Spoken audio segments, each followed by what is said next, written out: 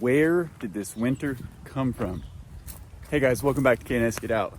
It is a cold one today. I mean, we are in early 20s. It feels like about an 8 to 10 mile an hour breeze. I probably should have a stocking cap on, but I feel like I need my hearing out here, and it annoys me to have a stocking cap on impeding my hearing. Reason being, we're still on coyote watch. And so I like to be able to hear anything and everything that moves out in the woods. I got to start off today. Miss Shannon is feeling a little under the weather this morning. So poor girl's in the camper. She's doing better. Got her medicine in her. She's resting up a little bit more. But it was cold and rainy yesterday morning for the feeding. And then her and I worked in the office a little bit, and there was some sawdust involved. And so I don't know if it's just kind of a combination of all those things, but she's gonna be out of commission today. So comment down below, tell Shannon to get to feeling better. Prayers and thoughts are out for her. She'll be back in action in no time. These guys, on the other hand, my goodness. If any of you people watch us and decided to get guineas thinking it was a good idea, well, it is. It's a great idea. They're awesome. They're just challenging. You guys want to come out, birds? They're just talking. Now, I don't know specifically who it was, except for one of them in there. That girl in particular. Was it you? Were you the other one? But the other night, we've told you before, these guys put themselves up. If we leave that run open all day, they just wander, go all over our property, visit a couple of neighbors. That's always fun. And they come back home right at dark, and not a minute earlier. But a couple of nights ago, Shannon and I came up a little bit early. It was just right before dusk. It had been cloudy that day, probably about 6 p.m. I think the sun's been going down officially around 6:14, 6:15, something like that. And so we thought, well, we'll just get them in there early. Well, 4 of them were already in there on their nesting bars. 3 of them, Gray, and 2 of the others, the Pearl, I'm not sure which ones they were, of course, they would not go in. I mean, would not go in. Shannon and I run around like a couple of crazy people with sticks. You've seen us do it before. It's funny, but it's annoying when you're trying to get things done. And so they came back around here. Every time we would try to shoo them around into the door, they would just wander off this way. They're getting way better at knowing which way we're going. But the gray one was here, one of the others was here, and one of them burrowed itself down in there. Well, after all the chasing and trying to catch him, get him in there, it had gotten completely dark on us. And so I was actually able to pet 2 of the guineas on the back, probably 5 or 6 brushes on the back. And that's how blind they are at night. Because I tell you right now, if I tried to touch one of them, I would probably have to just sprawl out and dive and just barely get a touch. They're quick. But that's how dark it was. That's how late it was. And that's not normal for them. But we could not get them to go in the run. And of course, once you take 2 hands and try to put them on them, they flutter and go crazy and just flap in your face, and you get a mouthful of nasty. And yeah, so I could not get them back in the run. We waited probably another hour and a half, checked a couple times. They still didn't want to go in. Finally, 2 of them got up in the trees and just said, nope, this is where we're roosting tonight. And like many other nights, we just told them, well, good luck. Fortunately, next morning, everybody was okay. So the trick is, if you got guineas, the trick is you let them put themselves up. If you try to rush it, try to scurry them in there at least hours, they get a little defiant. And they're like, no, we want to stay out here. All right. So we just closed up the run, let those 3 stay out, and they were lucky. They're going to go on their daily journeys. Probably going to go down and tell on me to the goats that I came to them first. Whew, had to put the glove back on. Gotta apologize for the chapped lips, runny nose, red nose. That's gonna happen today. Like I said, I should probably have ear protection on, but it's mighty cold. So my main concern, the reason for our issue with the birds and trying to keep them alive, it's coyotes primarily. It's breeding season, kind of the latter part of it right now. They typically, I think, have their pups late April, sometime in May. It's middle of February right now. And so they've been on the move, so much so 2 or 3 nights ago was the night that the guineas wouldn't go up. The very next morning, I'm not like my dad. I don't wake up at 2 o'clock in the morning and start my day, or 3 o'clock or whatever time he's challenging himself to now. But about 3:30 in the morning, I woke up and was hot. I don't know what happened. I was just hot in bed. So I reach over, open up my window. That's not enough. So I crawl across Shannon, open up her window, get a cross breeze going. Well, now Nala's awake and she wants to go outside. So I let her outside to go potty. Yeah, that's what we call it. That's what she knows it as, potty. And so she was out here for just a little bit, came back to the door, I brought her in. Right immediately after that, coyotes, I mean a bunch of coyotes just started, you know, they're screaming. It just sounds like something really bad is happening. And it seemed like it was off that direction, back behind the bird run. Shannon thought they were a little bit closer. I have heard coyotes very, very close to me before, and it's very noticeable that they are super close. So I don't know exactly how close they were, but Herc will let them make their noises and just listen unless they're closer than what he likes. And he even woke up, started howling, gave some barks. They actually kind of stopped about 10-15 seconds into him reacting. So I would say they were probably on the property. Since then, we took Herc and Nala out on the trail, and they tattle on every coyote turd that's out there. And so they are here. They use our land, specifically our trail that we cut out there. They like that trail. Done a little bit of research, and they will run in packs of like 5 to 6 adults and however many pups they've got with them. And that is probably about how many I heard screaming. So we're still patrolling. I'm training Herc on his e-collar out on the trail so that he can come out with me, and I'm not trying to force him around on a leash. He does a great job, stays on the trail, sniffs everything that could possibly be touched by a predator. So we're still on coyote watch, and soon it may be coyote hunt. Ooh, they're down in Goatville eating. Good job, birds. Do I need to break that up a little bit, or you gotta, does that help? Here, let me get that big chunk out. Oh, wet glove, that's always fun. Herc will like that. Look at them goats running up through Goatville. I don't know if I can get to the zoo. Get food.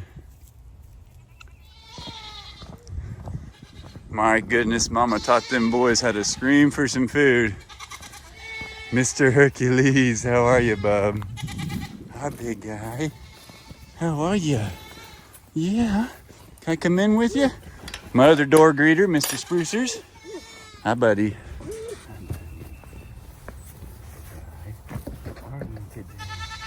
It's cold, isn't it? You guys staying warm? You guys staying warm? Huh? You just get me this morning. Mama's not feeling good. She'll be better. Yeah. I don't know what. I'm gonna go see some goats. You're like, no, I see goats all the time, Dad. All right. Spruce loose. What's up, my big guy? Yeah, where my mom and where my food? Huh? You don't think I'm gonna get it? Saw you guys playing on the cameras this morning. You too, Big Fluff. You're all puffed up, staying warm. Looking good, big guy. Yeah. Lair Bear. Hey, buddy. How are you? Got a little eye boogie. Gotta get your camera ready, don't we? Hey, Bear. How's it going, my man? Koopa Koopa? How are we? Mama, you telling me it's time? I know it. What up, little Mario? Oh, great. Somebody's pooping in the feeders. I feel like you guys do that on purpose, don't you? Well, of course, yeah. I'm just telling you where the food goes. Let's get that out of there.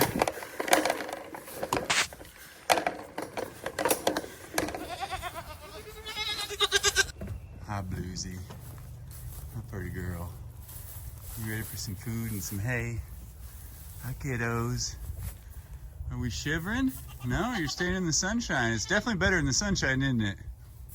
Good job. Just munching on some hay. I know. We're getting there.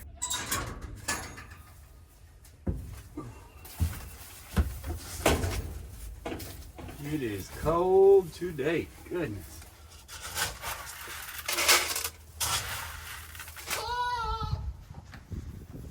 You ready for some food, Miss Blue?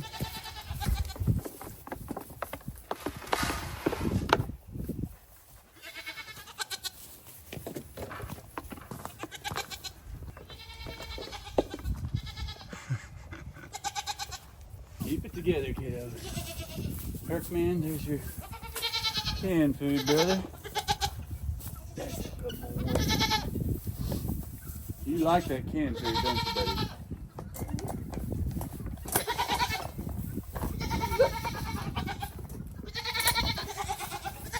I'm coming. I'm coming, crazy.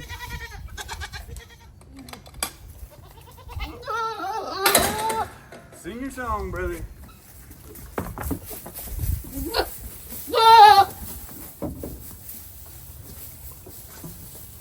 Who keeps pooping in the feeders? Was it you? Come on, Blues brother. Over, come on.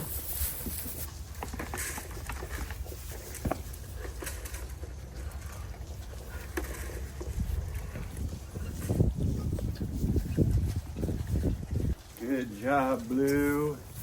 I'm seeing her nurse. That's something we want to see every day. Good job, girlfriend. Well, it's something we want to see more than just every day, multiple times a day, but we like to witness it. I think we got everybody their grain. Got you your canned food. Could you eat some of your dry food just to supplement a little bit since it's so cold out? Yeah, you can do it. Thanks for keeping everybody safe last night. Yeah, I know. He wants to touch me with that dirty paw of his. I feel like my nose is running. I feel you. I had to lose the big outer jacket because I got enough layers on that I'm sweaty at my core. But boy, my hands. If I have to take the glove off for very long, I'm feeling it. He's up on his perch waiting to see if Herc stops eating his food and he can sneak in and get some nibbles. Mama, you and your boys ready to come out, honey? Well, I'm just making sure I didn't leave no powder behind. All right, dude. Watching Blue and them babies. I know. They're growing, aren't they? A little more energy. So Larry and Harry might be sloppy eaters. They knocked some grain out of their feeders. And this is the cleanup crew. Spruce doesn't love to share.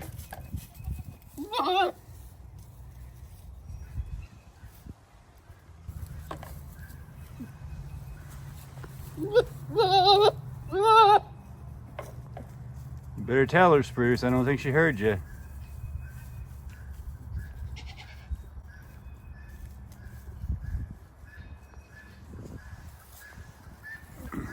What are you telling your babies? I hear you over here talking. Look at these little guys. They're so cute. Daisy on the right, Duke in the middle, and Earl on the left. It might be the other way based on, I don't know. You catch my drift. I think Mama's telling you to come get something to eat. That's what I love. Well, Bluesy.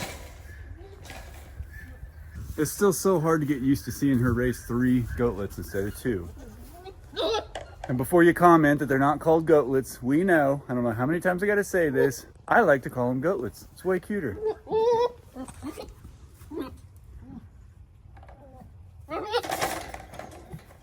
Let's throw a fit much?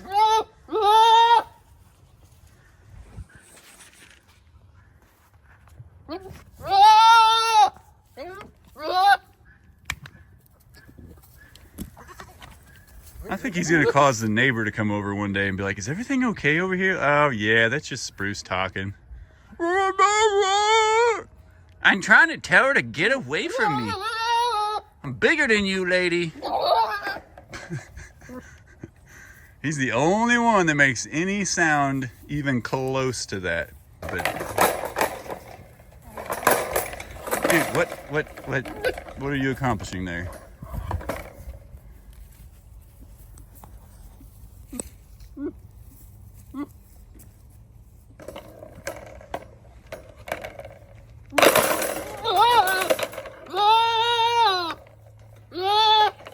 So you want a bottle baby, do you? He might be a little special because of who his daddy is. Not me, but Bruce. But this is our one and only bottle baby. That big guy. Checking to see if my bibs are delicious today. Dude, you're just throwing a tantrum.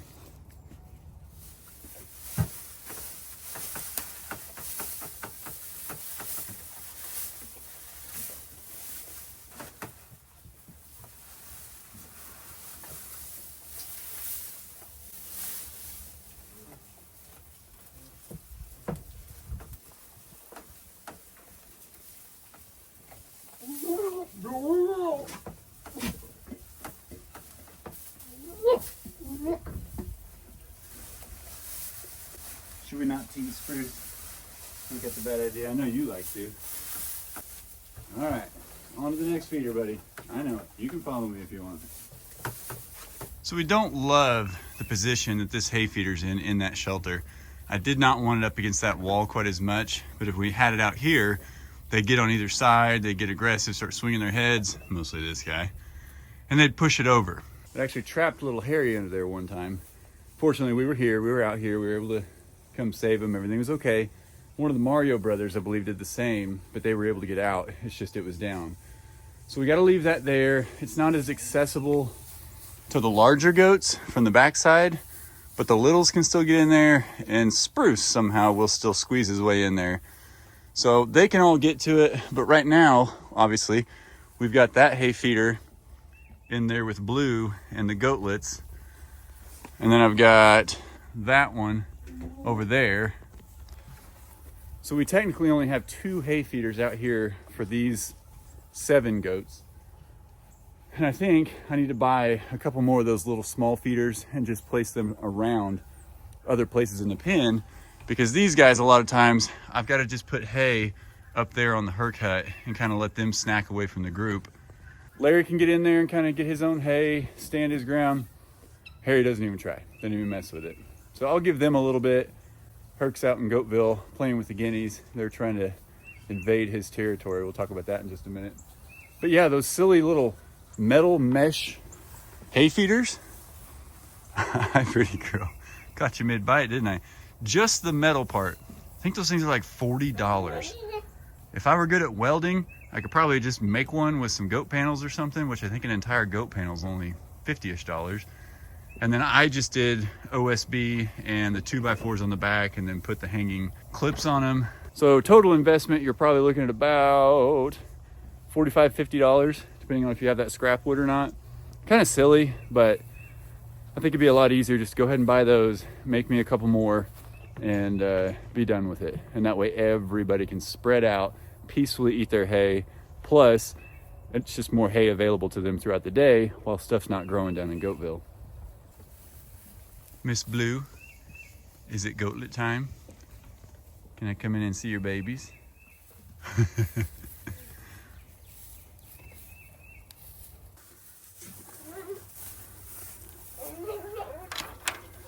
Hi, Bluesy. Hi, kiddos. I got a bigger tripod in here today, and they're all a little skeptical of it.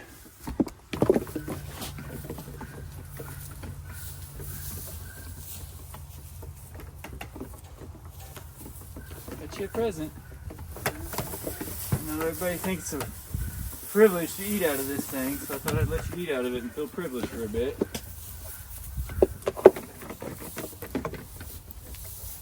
Can I sweep off your mama's poop?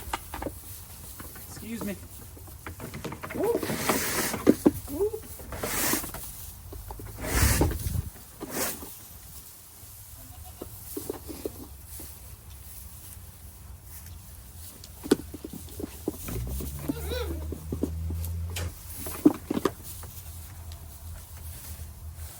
So Shannon had what she considered to be an awesome day yesterday. Although it was cloudy, a little rainy, kind of cold, that gave me all the more motivation to get that stuff done in her office.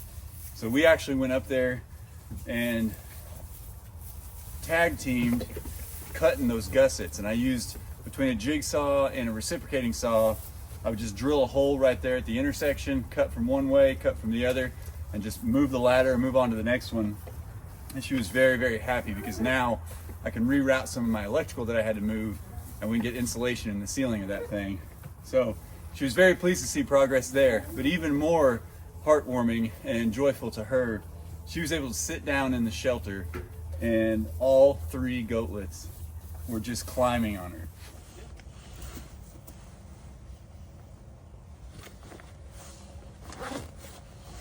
Golly, you guys are so precious.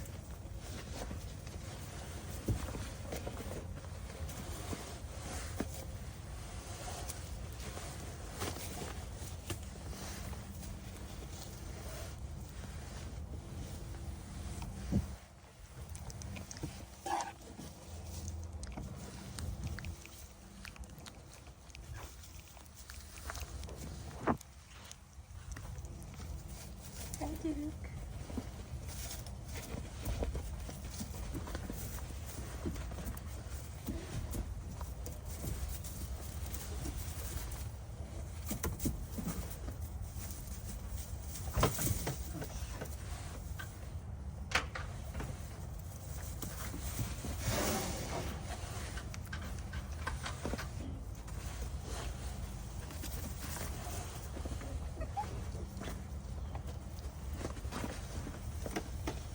Hey, Dad. Hi, kiddos. You been hanging with your mommy? Oh my gosh. This is just the most precious thing ever. Hi, Duke. Earl man. This guy, Mr. Duke, he wants to be held all the time now. I think it's because he likes to stay warm. He's just a curious little guy, and he trusts us. And his little nubs are coming in, and it's adorable. But when she was sitting in that shelter, we stayed in here peacefully, didn't say a whole lot, just kind of let them get used to us, just like they're doing right now. And they were all over her, and she was so happy. I was too. You know, there's a lot of people that actually intentionally bottle baby their goats to help with the human interaction, help with that relationship, kind of make them a little more used to you. But we have found out through 4 previous goatlets and now these 3, you don't necessarily have to bottle feed them. Spruces are only bottle fed, and you see how awesome he is. He's a loose cannon. He's a little special because we know his genes, but you just spend time with these guys. You don't make super sudden movements. You slowly work your way into being able to pet them, let them approach you. They are curious. They will approach you. You just need to be still. And typically you'll get one, like Duke here, who leads the show. And then Earl and Daisy started doing the same. And gosh, it's kind of what you dream for when you have goatlets.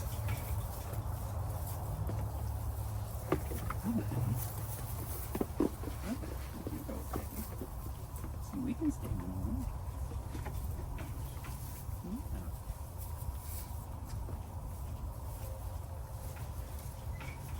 Earl still takes a minute to get warmed up.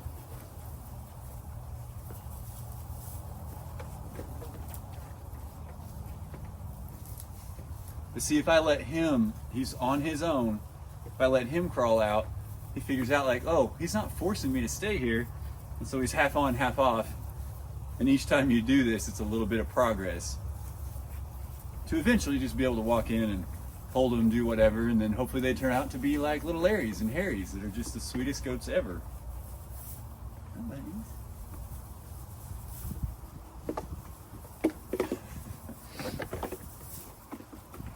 Hi, Daisy.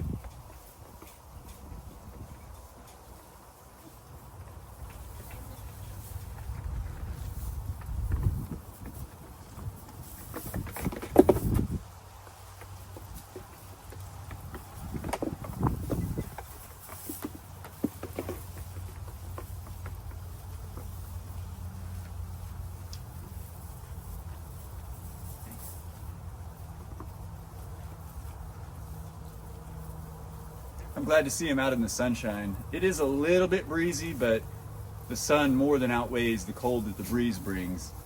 I don't want them sitting in that shelter in the shade just shivering away like Mr. Duke here. He's the one we're really keeping our eye on. It's really hard to catch her nursing. She does do it, but because there's only 2 teats, not all 3 of them can get on at the same time. And it's really hard with her long fur to see exactly who is on and for how long. And like we mentioned before, she doesn't let them on and just leave them on until they're done or full. She intentionally times it and will pull away and recycle who gets on and who gets off. And it's stressful because we were so used to just an abundance of milk for the other goatlets, but for these 3, you know, we're really keeping an eye on Duke because he's just the smallest of the 3 and always has been. We just want to make sure they're getting the nourishment that they need.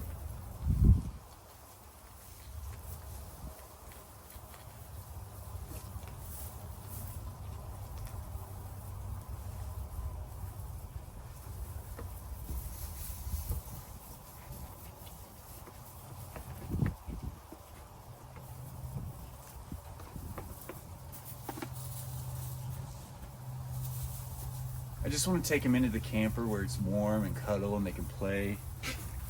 But that's ultimately not good for them. It's better for them to build their natural system to combat the cold and the heat. You're doing great. We're keeping eyes on you. Duke's gonna make my entire glove wet, Earl. Are you gonna help him?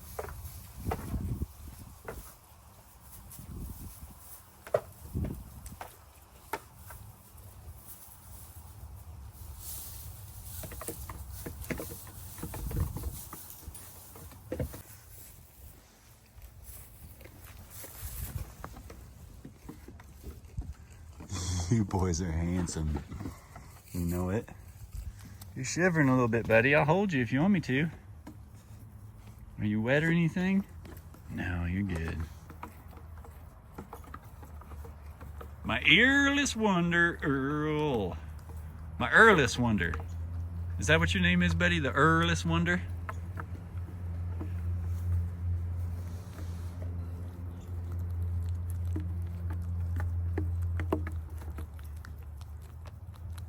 Getting weird early. Hey, mister. It's your brother.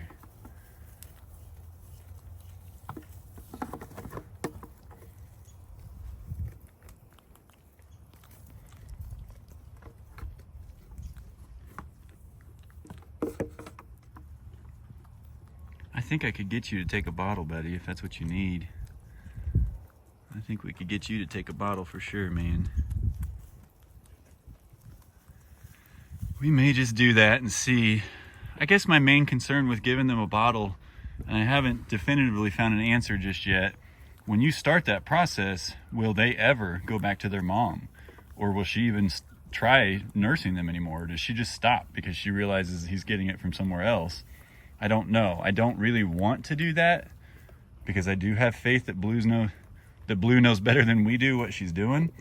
But of course, their immune system and overall health is our primary concern. Oh yeah, you're warm from that sunshine. You can feel it in your coat. Where's Miss Daisy? Oh, she's being little mama's girl over there, isn't she? What this thing in my way here? What this thing, Mom? Can we get this out of here? This is in my pen. I don't like it.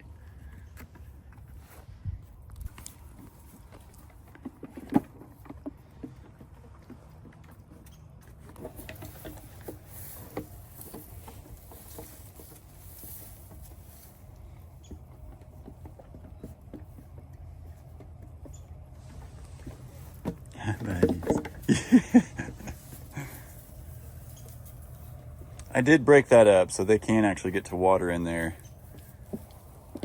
You nurse them, Bluesy? You've had a lot of hay and feed.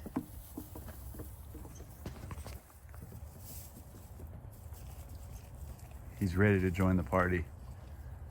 I love you, buddy. We're getting closer, big guy. We're getting closer, man.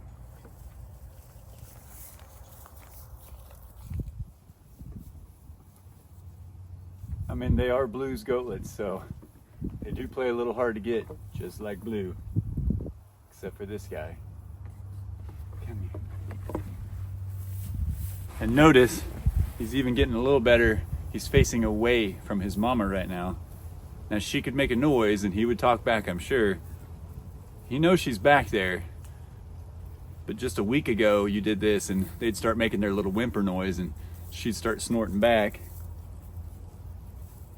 But Mr. Duke here, he is a social butterfly of the three.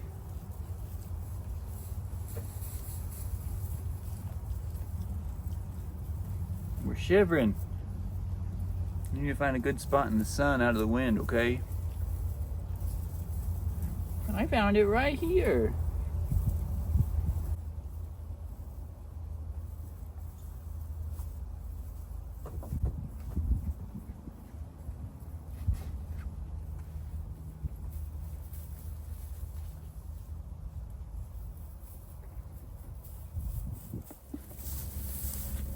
Are you feeling neglected, big guy?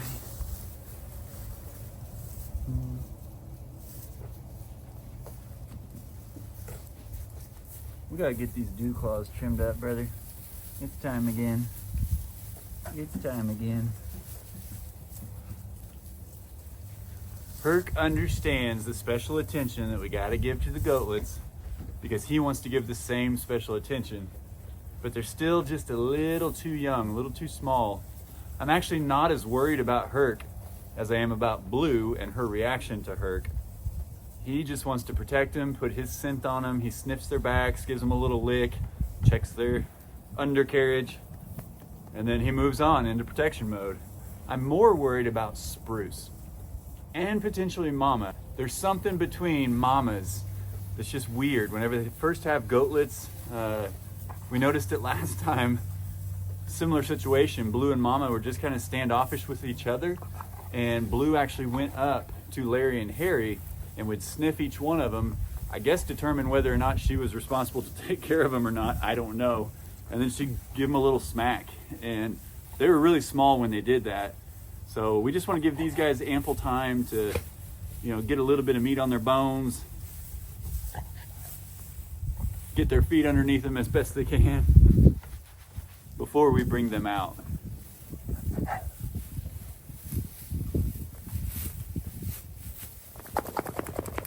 Am I sitting in like a pea spot of yours or one of the goats? Should I not be right here? You know, somebody asked in our last premiere when we were talking about coyotes, you know, coyotes basically, I think around here they get between like 18 and 30 pounds. That's not a big animal. They work in numbers. Like I mentioned earlier, packs of 5 or 6, and they have tactics where they lure you. And then they've got scouts, they've got different positions, and, you know, they're very tactical about it. But somebody had asked, like, is, you know, Herc still a pup? Could he handle a coyote? Well, he is still a pup. He will be 2 years old, latter part of April. But I promise you, he may not look that big when I'm laying down here next to him because I'm not the smallest human on the planet. But this guy's probably about 90, 95 pounds now. And I guarantee you a coyote would be very regretful if they were to get in his path. It's amazing, even taking him out on the trail yesterday, watching him work, watching him sniff, watching him find the coyote scat. And he's amped. I mean, he's on alert. He would love for a coyote to try to come out at us at that time. He would have no problem, guys. I more than guarantee it. If you remember, if you've been with us for a while, you remember Big Mario. He was our buck that was intact. He's the daddy to 5 of these goatlets. He was a big old boy, a lot of power. And he and Herc, man, they had to establish dominance when they both got to be pretty close to full grown. And we saw some vicious battles. You know, they knew what they were doing, but a little bit of blood was drawn here and there. Goats will not try to protect themselves. Mario could fend off a coyote, but they don't have that mindset. He would only do it with this guy because, well, they're basically related and lived in the pen together. But they wouldn't do that for themselves. But the actions that we saw come out of this big boy right here, who looks like a big lovable teddy bear, I have full faith he would do great. Just like when he howled when the coyotes were screaming up the hill a few nights ago. He said, hey, don't even think about coming over here, but if you do, I'll take care of it. Ain't that bad, Debbie? Yeah, see, he's just the most vicious animal ever in the world. Don't touch me with that dirty paw. Don't touch me with that dirty paw. I see you. I see you, Bubba. I know. You're not done getting all the attention. Well, guys, you can say it. You can comment it down below. It's just not the same when Shannon's not here. I really enjoy what she's done here too, especially with a sunny day like this and the goatlets are being cute. But she's up there healing, getting better. She did pop in and talk to me through one of the cameras a little bit ago, and it sounds like she's maybe feeling a little bit better, but we're not gonna push it. She does not need to be out here in this cold weather. It's gross. Ironically, I think in the coming 5 or 6 days, we've got like 50, 60 degree days, and it's all fine and dandy. It's weird all over the place. In fact, I've already found 2 ticks on Hercules, neither of which had bit him. They weren't the Lone Star, they were the little longer skinny ones, like a deer tick or something like that. I don't know, they're all the same. They're ticks and I don't like them and they're not welcome here. But hopefully my guineas are gonna be doing their job.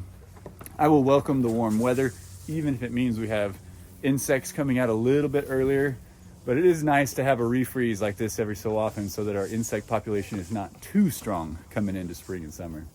But made a little progress on the office, got those gussets cut out, so now I can continue moving forward to finish out the electrical and get the insulation in there. It's just kind of hard whenever you already are using the office, and then you gotta get sawdust everywhere. But I think we had a good system yesterday where Shannon was following with the shop vac and trying to catch it as it was coming down on my face. So it's not too bad in there. All right, guys. Well, thank you so much for coming along on this journey with us. We'll keep you posted on the coyotes. I do want to give you a mouse update soon. A lot of you have been asking about that, and you're kind of curious what works best and all that good stuff, so we'll cover that again. But we'll wait until Shannon's with us. All right, everybody, stay warm, enjoy the sunshine. We love and appreciate each and every one of you, and as always, we'll see you in the next one. Bye. All right, everybody. I out of here. Leave me alone. I gotta eat hay and I gotta torment the others. And then, big nap time. Big nap time. Larry, get out of my feeder. Larry, get out of my feeder. Larry, out of my feeder. You not hear me, young man?